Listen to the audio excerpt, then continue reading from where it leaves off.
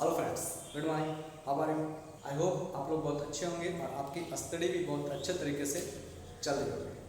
Previous lecture में हम लोग सॉल्विटी और सॉल्विटी कौन कौन सा फैक्टर पर डिपेंड करती है, इन सब के बारे में लोग डिस्कस कर चुके हैं।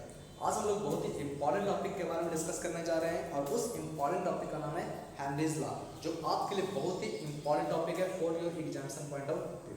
तो चलिए without wasting time I come on the topic Henry's law. सबसे पहले हमें ये जानना है कि आखिर ये हेनरीज लॉ है क्या और किससे रिलेटेड है। ये जो लॉ है हेनरीज लॉ, वो किससे रिलेटेड है, पहले हमको ये जानना है। क्योंकि इसके पहले जो है, इसके प्रीवियस लेक्चर में हम लोग सॉल्विटी के बारे में पढ़ चुके हैं। इसका मतलब क्या है, ये जो हेनरीज लॉ है वो जरूर सॉल्विबिलिटी से ही रिलेटेड कोई लॉ होगा। ठीक है, इतना तो हम समझ सकते हैं। ठीक है, तो चलिए देखते हैं कि आखिर ये हेनरीज लॉ है क्या। ठीक है, और ये कहना सही है कि ये जो रिलेटेड है वो किससे रिलेटेड, सॉल्विटी ऑफ द गैस से ही रिलेटेड है। ठीक है, तो चलिए ध्यान दीजिए, यानी ये जो हेनरीज लॉ है वो सॉल्विटी ऑफ द सबस्टेंस से ही रिलेटेड है, यानी सॉल्विटी टॉपिक से ही रिलेटेड है। ठीक है, तो आखिर कैसे रिलेटेड है, चलिए ध्यान दीजिए। तो ये जो हेनरीज लॉ है, ठीक है, वो किससे रिलेटेड है, ये रिलेटेड है solubility of the gas, solubility of the gas in liquid, solubility of the gas in liquid, ठीक है, and partial pressure of the gas in liquid, partial pressure of the gas in liquid।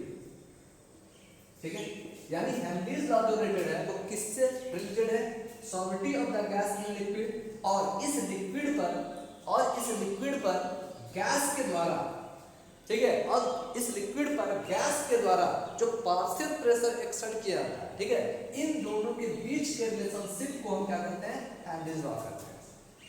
ठीक है, Henry's law का मतलब क्या है कि Henry's law किससे रिलेटेड है, solubility of the gas in liquid, solubility of the gas in liquid, और इस लिक्विड पर इस गैस के द्वारा जो पार्शियल प्रेशर एक्सर्ट किया जाता है, इन दोनों के रिलेशनशिप को हम क्या कहते हैं, हेनरीज लॉ कहते हैं।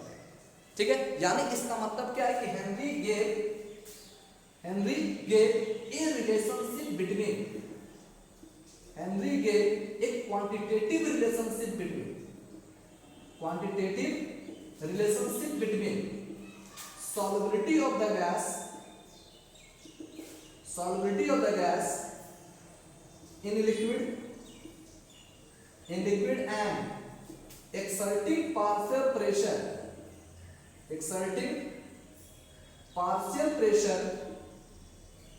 of the gas in liquid से ही रिलेटेड, यानी इन्होंने क्या किया, solubility of the gas in liquid और exerting partial pressure of the gas in liquid से रिलेटेड एक रिलेशनशिप दिया, और इसी रिलेशनशिप को क्या कहते हैं, हेनरीज लॉ कहते हैं। ठीक है, एंड अकॉर्डिंग टू हिम, इन्होंने क्या कहा, एंड अकॉर्डिंग टू हिम, इनके अनुसार क्या है कि solubility of the gas in liquid is directly proportional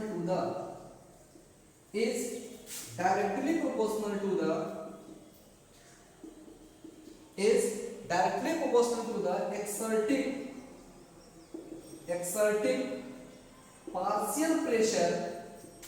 exerting partial pressure of the gas on the surface of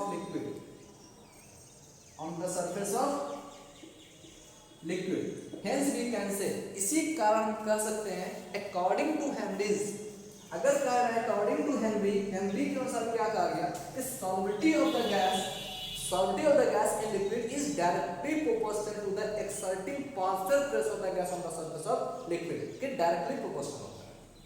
ठीक है, और इसी स्टेटमेंट को हम हेनरीज लॉ के नाम से जानते हैं। ठीक है, तो according to Henry we can say हम क्या कह सकते हैं कि solubility of the gas in liquid is directly proportional to the partial pressure of the gas on the surface of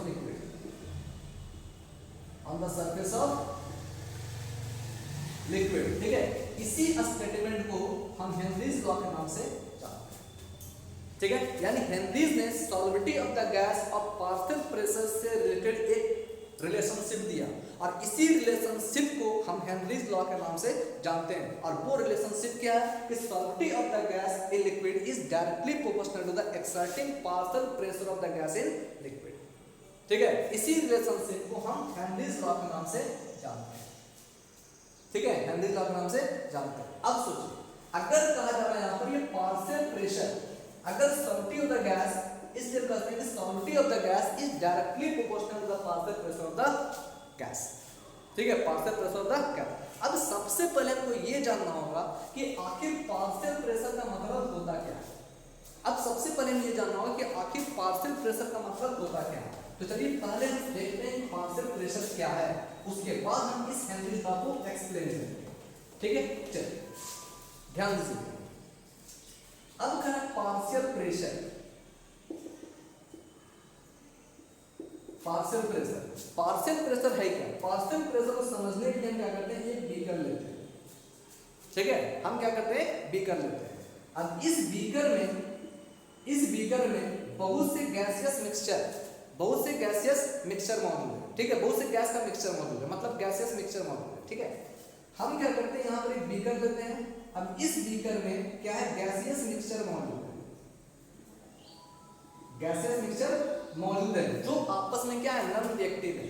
ठीक है, यानी हम कह सकते हैं यहाँ पर कि it is the mixture of non reacting gases.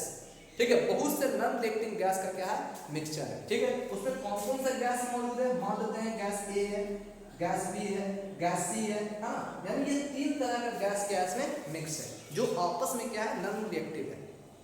ठीक है, कह रहा है कि पार्शियल प्रेशर को समझने के लिए हम क्या करते हैं, एक बीकर लेते हैं और वो बीकर में क्या मौजूद है, गैसियस मिक्सचर है और वो गैसियस मिक्सचर आपस में क्या है, नॉन रिएक्टिव है। ठीक है, so we can say this beaker is full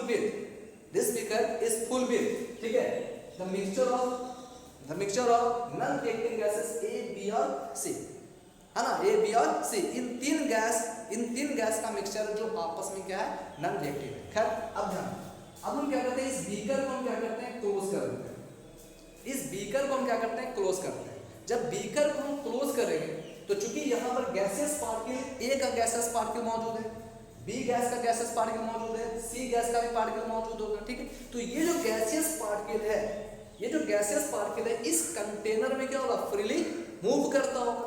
ठीक है, यानी हम जानते हैं यहाँ पर गैसियस पार्टिकल मूव फ्रीली, और फ्रीली मूव करने के बाद it will collide to each other, एक दूसरे पर क्या करेगा, कोलाइड करेगा। ठीक है, तो सोचिए यहाँ पर कि गैसियस पार्टिकल ए, ठीक है, कह रहा है गैस ए का जो गैसियस पार्टिकल होगा, वो भी क्या करेगा, इस कंटेनर पर स्ट्राइक करेगा। ठीक है, उसी प्रकार गैस बी का जो गैसियस पार्टिकल होगा वो भी स्ट्राइक करेगा, गैस सी का जो गैसियस पार्टिकल होगा वो भी स्ट्राइक करेगा। ठीक है, तो जब gaseous particle it strike on the wall of the container, then it exert the pressure. तो ये क्या करेगा, इसके बॉल के सरफेस पर, यानी इस कंटेनर के बॉल पर, इस कंटेनर के सरफेस पर प्रेशर एक्सर्ट करेगा। ठीक है, प्रेशर एक्सर्ट करेगा, तो वो प्रेशर जो एक्सर्ट हो रहा है वो ए के द्वारा भी हो रहा है ना, यानी gaseous particle of A, gaseous particle of B और गैसियस पार्टिकल ऑफ सी, इन सभी के द्वारा जो है प्रेशर एक्सर्ट किया जा रहा है। ठीक है, तो जब प्रेशर अगर केवल गैसियस पार्टिकल ए के द्वारा जो प्रेशर एक्सर्ट किया जा रहा होगा, ठीक है, जब गैसियस पार्टिकल ए के द्वारा जो प्रेशर एक्सर्ट किया जा रहा होगा on the surface of the container, उस प्रेशर को हम क्या करते हैं, पार्शियल प्रेशर कहते हैं। ठीक है, जब केवल गैस ए के पार्टिकल के द्वारा जो प्रेशर एक्सर्ट किया जा रहा है उसको हम कहते हैं पार्शियल प्रेशर ऑफ ए। ठीक है, उसी प्रकार अगर खाली बी के द्वारा जो प्रेशर एक्सर्ट किया जाएगा उसको कहेंगे पार्शियल प्रेशर ऑफ बी। उसी प्रकार अगर सी के द्वारा जो प्रेशर एक्सर्ट किया जा रहा होगा उसको कहेंगे partial pressure of C.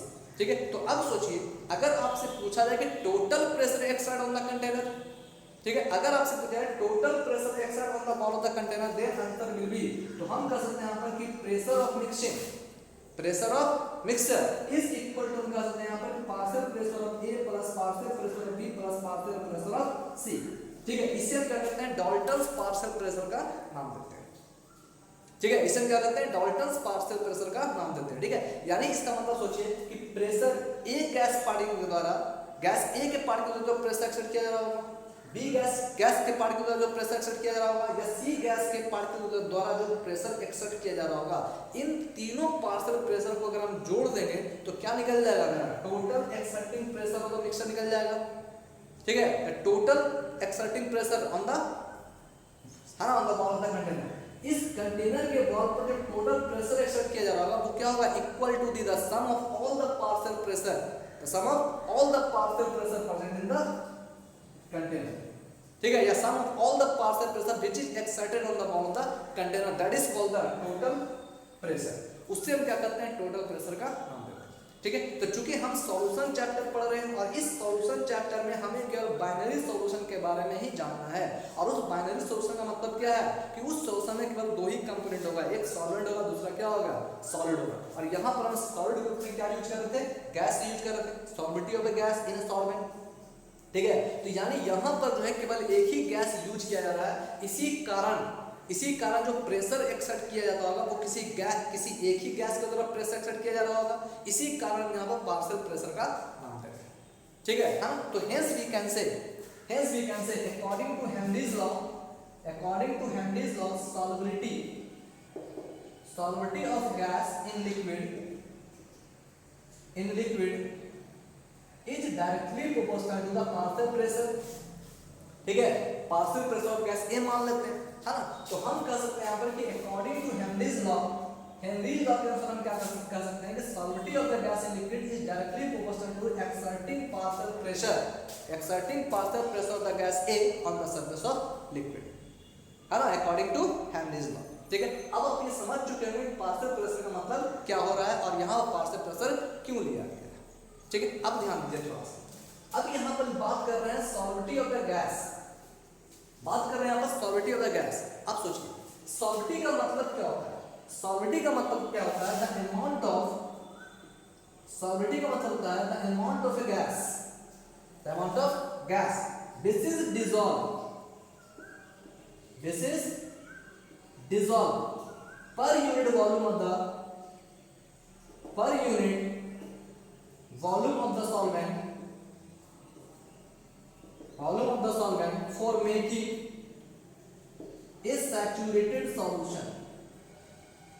for making a saturated solution at the constant temperature that is called the solubility of the gas। उससे हम क्या करते हैं, सॉल्बिलिटी ऑफ द गैस का नाम देते हैं, ठीक है। यानी हम कह सकते हैं यहाँ पर कि जितना ज्यादा अमाउंट ऑफ गैस या amount of substance this is dissolved in per unit volume of the solvent that is called solubility of the substance। उससे हम क्या करते हैं, solubility of the substance का नाम देते हैं या solubility of gas का नाम देते हैं। क्योंकि यहाँ पर solid ग्रुप में हम गैस ले रहे हैं, इसलिए क्या कहेंगे, solubility of solid लेंगे या solubility of gas कहेंगे, ठीक है। तो ध्यान दीजिए यहाँ पर solubility of the gas का मतलब क्या होता है, the amount of gas या maximum amount of gas, the maximum amount of gas this is dissolved in per unit volume of the solvent, this is dissolving per unit volume of the solvent for making a saturated solution at a constant temperature that is called solubility of the gas। उससे हम क्या करते हैं, solubility of the gas करते हैं। यानी इसका मतलब क्या है कि ये जो solubility है, solubility का मतलब क्या हो गया, solubility का मतलब क्या हो गया, वो मैक्सिमम अमाउंट ऑफ सॉल्यूट जो पर unit volume of the solvent में डिसॉल्व है, ठीक है, पर यूनिट वॉल्यूम में डिसॉल्व है। अब उससे ज्यादा अमाउंट ऑफ सॉलिड हम इसमें डिसॉल्व नहीं कर सकते हैं, उसी मैक्सिमम अमाउंट ऑफ सॉलिड को, उसी मैक्सिमम अमाउंट ऑफ गैस को this is dissolve in per unit volume of the substance, this is per unit volume of the solvent, ठीक है, for making solute solution that is called the solubility of the substance. उससे हम क्या करते हैं, सॉल्बिलिटी of the substance का नाम करते हैं, ठीक है। तो सॉल्बिलिटी ऑफ सबस्टेंस का मतलब क्या हो गया, the maximum amount of solute, ठीक है। यहाँ पर हम गैस ले रहे हैं सॉलिड ग्रुप में, तो हम कह सकते हैं the maximum amount of gas this is dissolve in per unit volume of the solvent, ठीक है। पर unit volume of the solvent में जो मैक्सिमम अमाउंट ऑफ गैस हम डिसॉल्व कर रहे हैं for making a saturated solution, उस अमाउंट ऑफ गैस को हम क्या करते हैं, सॉल्बिलिटी ऑफ द गैस का नाम देते हैं, ठीक है। उससे हम क्या करते हैं, सॉल्बिलिटी ऑफ द गैस का नाम देते हैं एट दैट पार्टिकुलर टेंपरेचर, ठीक है। यानी सोच लीजिए इसका मतलब क्या हो गया, यहाँ पर सॉल्बिलिटी ऑफ द गैस का मतलब क्या हो गया, amount of substance, the maximum amount of gas, है ना, maximum amount of gas this is dissolved in per unit volume of the substance, per unit volume of the solvent, ठीक है। तो यहाँ पर हम solubility of the gas in liquid का मतलब क्या हो गया, totally depends on solubility of the gas in liquid, इसका मतलब क्या हो गया, मैक्सिमम अमाउंट ऑफ सॉल्वेंट यानी maximum amount of solute, sorry, है ना। इसका मतलब क्या हो गया, solubility of the gas in liquid का मतलब क्या हो गया, maximum amount of gas this is dissolve in per unit volume of solvent, ठीक है, तो यहाँ पर सॉलिडिटी का मतलब क्या हो रहा है, maximum amount of gas this is dissolve in liquid, है ना। यहाँ पर सॉलिडिटी का मतलब क्या होगा कि जितना maximum amount of gas solvent में डिसॉल्व है, उस अमाउंट ऑफ सॉलिड को, उस अमाउंट ऑफ गैस को हम सॉलिडिटी ऑफ द गैस का नाम देते हैं लिक्विड। ठीक है, तो यानी हम solidity of gas in liquid का प्लेस क्या लिख सकते हैं, मैक्सिमम अमाउंट ऑफ गैस लिख सकते हैं। Maximum amount of gas is directly proportional to the partial pressure of the gas in liquid. ठीक है, कोई दिक्कत, यानी हम यहाँ पर solidity of the gas in liquid के प्लेस पर क्या पुट कर सकते हैं, maximum amount of gas put कर सकते हैं। ठीक है, अब ध्यान दीजिए तो अब हम ये भी जानते हैं, जब यहाँ पर मैक्सिमम अमाउंट ऑफ गैस है, तो हम जानते हैं यहाँ पर कि number of moles of gas is equal to क्या होता है, अमाउंट ऑफ गैस अपॉन क्या होता है, molar mass of the gas, molar mass. ठीक है, हम जानते हैं यहाँ पर कि number of mole equal to क्या होता है, amount of substance in gram upon क्या होता है, मोलर मास। ठीक है, इससे हम क्या करते हैं, मोल का नाम देते हैं। ठीक है, तो यानी इसका मतलब क्या है कि जितना ज्यादा अमाउंट ऑफ गैस होगा, जितना ज्यादा अमाउंट ऑफ सॉलिड होगा, उतना ज्यादा क्या होगा, नंबर ऑफ मोल्स होगा। यानी हम कह सकते हैं यहाँ पर कि number of moles of gas increases. ठीक है, कब, जब करें कि मास ऑफ गैस इंक्रीजेस या मास ऑफ सॉलिड इंक्रीजेस। जब करें कि अमाउंट ऑफ सॉलिड, अगर अमाउंट ऑफ द सब्सटेंस अगर इंक्रीज करेगा तो नंबर ऑफ मोल क्या होगा मेरा, इंक्रीज करेगा। ठीक है, मतलब क्या होगा यहाँ पर, नंबर ऑफ मोल जो होगा वो डायरेक्टली प्रोपोर्शनल टू द क्या होगा मेरा, मास ऑफ द सब्सटेंस। यानी हम कह सकते हैं यहाँ पर कि मैक्सिमम अमाउंट ऑफ गैस, अगर इसको हम mg से इंडिकेट करें, maximum amount of gas is directly proportional to the partial pressure of the gas in liquid. ठीक है, और अभी मैंने क्या बताया, यहाँ पर लिखा मास ऑफ द गैस, अगर यहाँ पर जितना ज्यादा मास होगा, तो हम कह सकते हैं number of moles of the gas also be increases. जितना ज्यादा अमाउंट ऑफ सब्सटेंस होगा, जितना ज्यादा अमाउंट ऑफ गैस होगा, उतना ज्यादा number of moles of gas होगा। ठीक है, इसलिए हम कहते हैं यहाँ पर कि ये जो m जो दिया हुआ है, mass of the gas is directly proportional to क्या होगा, पार्शियल प्रेशर, इससे इक्वेशन बन लेते हैं। ठीक है, अब ध्यान दीजिए, जब मास मेरा इंक्रीज करेगा तो number of moles of gas भी इंक्रीज करेगा। ठीक है, और हम ये भी जानते हैं कि आखिर मोल fraction of the gas equal, mole fraction कहते हैं किसे, मोल फ्रैक्शन का मतलब होता है कि टोटल नंबर ऑफ मोल्स। ठीक है, मोल फ्रैक्शन क्या है, एक रेशियो का नाम है, किसका रेशियो है, तो कह सकते हैं total number of moles of solid to the number of moles of solution. यानी हम कह सकते हैं यहाँ पर कि mole fraction of gas is equal to क्या हो गया, number of moles of gas और अपॉन क्या रहेगा, number of moles of gas plus number of moles of solvent. ठीक है, number of moles of solvent, यानी हम कह सकते हैं कि number of moles, mole fraction equal to क्या हो जाएगा, it is the ratio of number of moles of solid to the number of moles of solution. ठीक है, जिसको हम इंडिकेट कर लेते हैं यहाँ पर number of moles of gas A है और सॉल्वेंट मान लेते हैं क्या, B मान लेते हैं। ठीक है, यानी हम कह सकते हैं यहाँ पर कि यहाँ mole fraction of the gas A is equal to क्या होगा, number of moles of A upon क्या होगा, number of moles of A plus number of moles of B। ठीक है, क्योंकि मोल फ्रैक्शन किसे कहते हैं, it is the ratio of total number of moles of solid to the number of moles of solution. इन दोनों के ratio को हम क्या करते हैं, मोल फ्रैक्शन मानते हैं। ठीक है, तो अब सोचिए कि अगर number of moles of gas increase करेगा तो मेरा मोल फ्रैक्शन इंक्रीज करेगा कि नहीं करेगा। ठीक है, यानी मोल फ्रैक्शन इंक्रीज करेगा। ठीक है, तो ध्यान दीजिए, अगर मेरा solidity of the gas in liquid increase कर रहा है, कब, जब मेरा maximum amount of gas dissolve होगा, जितना ज्यादा अमाउंट ऑफ सब्सटेंस डिसॉल्व होगा सॉलिडिटी उतना ज्यादा होगा। ठीक है, इसलिए हम कहते हैं यहाँ पर कि इसके प्लस पर हम क्या लिख दिए, अमाउंट ऑफ सॉलिड लिख दिए। ठीक है, यानी amount of maximum amount of gas लिख दिए। अब हम जानते हैं कि जब अमाउंट ऑफ गैस अगर इंक्रीज करेगा तो मेरा क्या हो जाएगा, नंबर ऑफ मोल्स इंक्रीज करेगा, और जब नंबर ऑफ मोल्स इंक्रीज करेगा तो हम कहते हैं मोल फ्रैक्शन भी इंक्रीज करेगा। ठीक है, यानी हम कह सकते हैं यहाँ पर कि ये amount of gas is directly proportional to क्या हो जाएगा, mole fraction of the gas. ठीक है, यहाँ पर गैस क्या है, A है, तो हम A भी लिख सकते हैं। ठीक है, इसलिए हम यहाँ पर कहते हैं यहाँ पर कि mass of the gas A is directly proportional to क्या हो जाएगा, mole fraction of gas A। ठीक है, इसलिए हम कहते हैं यहाँ पर कि m के प्लेस पर क्या पुट कर सकते हैं, मोल फ्रैक्शन। ध्यान दीजिए, mole fraction of gas A is directly proportional to partial pressure of the gas. ठीक है, partial pressure of the gas A। इसी को हम क्या कहते हैं, आपका हेनरीज लॉ करते हैं। लेकिन अब थोड़ा सा ध्यान दीजिए, अब यहाँ पर जो बात मैं करूंगा वो बहुत ही इंपॉर्टेंट होगा आपके लिए, ठीक है। यहाँ ध्यान दीजिए, अब ध्यान दीजिए, ये जो आपका दिया हुआ है X A is equal to क्या होगा, ध्यान दीजिए, यहाँ पर हम डायरेक्टली पोर्शन को हटाने के लिए किसी कांस्टेंट का यूज करते हैं, ठीक है। के इनटू क्या होगा, पी ए। अब ये जो के होगा वो क्या है, एक कांस्टेंट है। क्या है, के क्या है, कांस्टेंट है, जिसको हम क्या कहते हैं, प्रोपोर्शनलिटी कांस्टेंट का नाम देते हैं, प्रोपोर्शनलिटी कांस्टेंट का नाम देते हैं, ठीक है। यहाँ पर ये के जो है हेनरी कांस्टेंट नहीं है, ध्यान दीजिए, यहाँ पर के जो है एक प्रोपोर्शनलिटी कांस्टेंट है, ठीक है। तो X A is equal to क्या होता है, के इनटू क्या हो जाएगा, पी ए, ठीक है, के इनटू पी ए, जहाँ पर के क्या है, कांस्टेंट है, यानी यहाँ पर प्रोपोर्शनल को हटाने के लिए जिस कांस्टेंट का यूज करते हैं उसको क्या कहते हैं, प्रोपोर्शनलिटी कांस्टेंट कहते हैं। यानी यहाँ पर के क्या है, कांस्टेंट है, that is called proportionality constant, जिसे हम प्रोपोर्शनलिटी कांस्टेंट का नाम देते हैं, ठीक है। अब सोचिए, तो इसलिए कहा यहाँ पर कि चूंकि X A is equal to K into P A, इसलिए हम कहते हैं यहाँ पर कि P A is equal to, इसलिए P A is equal to क्या हो जाएगा, 1 अपॉन के इनटू क्या होगा, एक्स, और ये 1 अपॉन के इज इक्वल टू 1 अपॉन के इज इक्वल टू क्या होता है, के एच, 1 अपॉन के इज इक्वल टू के एच, और इसी 1 अपॉन के इज इक्वल टू के एच को हम क्या कहते हैं, हेनरी कांस्टेंट का नाम देते हैं, इसी हम क्या कहते हैं, हेनरीज कांस्टेंट कहते हैं, ठीक है। ये के एच क्या हो गया, हेनरी कांस्टेंट। तो हेनरी कांस्टेंट का मतलब क्या होगा, 1 अपॉन के, यानी 1 upon proportionality constant, that is called Henry constant, ठीक है। तो इसलिए हम क्या हो जाएगा, P A is equal to, अब देखिए क्या आ गया, के एच इनटू क्या हो जाएगा, मोल फ्रैक्शन, ठीक है। इसे कहते हैं partial pressure of the gas is equal to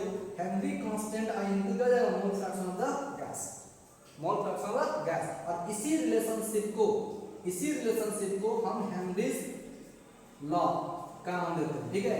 यानी यही आपका क्या है, हेनरीज लॉ इंडिकेट करता है, ठीक है। इसी हम हेनरी इक्वेशन के नाम से जानते हैं, ठीक है। तो मेरा हेनरी लॉ क्या रहता है, यहाँ पर हेनरी लॉ के अनुसार partial pressure of the gas is equal to क्या हो जाएगा, के एच इनटू क्या हो जाएगा, mole fraction of the gas. इसी को हम क्या करते हैं, हेनरीज लॉ के नाम से जानते हैं, ठीक है।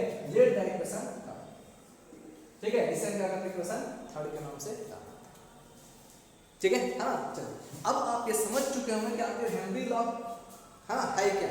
हेनरी लॉ का मतलब क्या होगा, P इज इक्वल टू के एच इनटू क्या हो जाएगा, x, ठीक है, x। अब ध्यान दीजिए, अब थोड़ा सा ध्यान दीजिए यहाँ पर, ठीक है।